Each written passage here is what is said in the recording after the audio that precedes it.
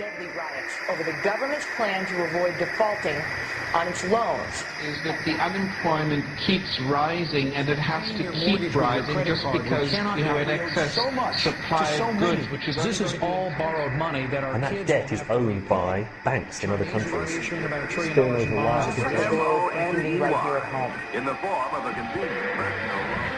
Filter cigarette that delivers the taste, and 45 malt liquor. Are you hot? Quite some time ago, by a second, America is sponsoring I first learned it from my grandmother. Now, my grandmother was a wonderful person. She taught me how to play the game Monopoly. She understood that the name of the game is to acquire. She would accumulate everything she could, and eventually she became the master of the board. And then she would always say the same thing to me. She'd look at me and she'd say, "One day, you'll learn to play the game." One summer, I played Monopoly almost every day, all day long. And that summer, I learned to play the game. I came to understand the only way to win is to make a total commitment to acquisition. I came to understand that money and possessions, that's the way that you keep score. And by the end of that summer, I was more ruthless than my grandmother. I was ready to bend the rules if I had to win that game. And I sat down with her to play that fall. I took everything she had. I watched her give her last dollar and quit in utter defeat. And then she had one more thing to teach me. Then she said, "Now it all goes back in the box." All those houses and hotels, all the railroads and utility companies, all that property and all that wonderful money. Now it all goes back in the box.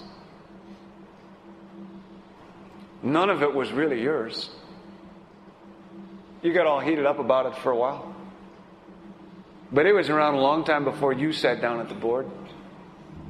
And it will be here after you're gone. Players come and players go. Houses and cars, titles and clothes, even your body. Because the fact is that everything I clutch and consume and hoard is going to go back in the box, and I'm going to lose it all.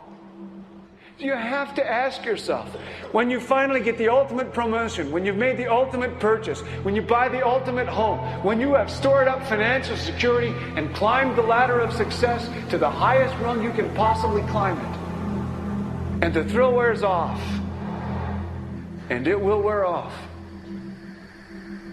then what?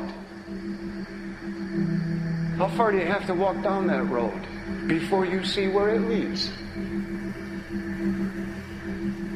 Surely you understand, it'll never be enough. So you have to ask yourself the question, what matters?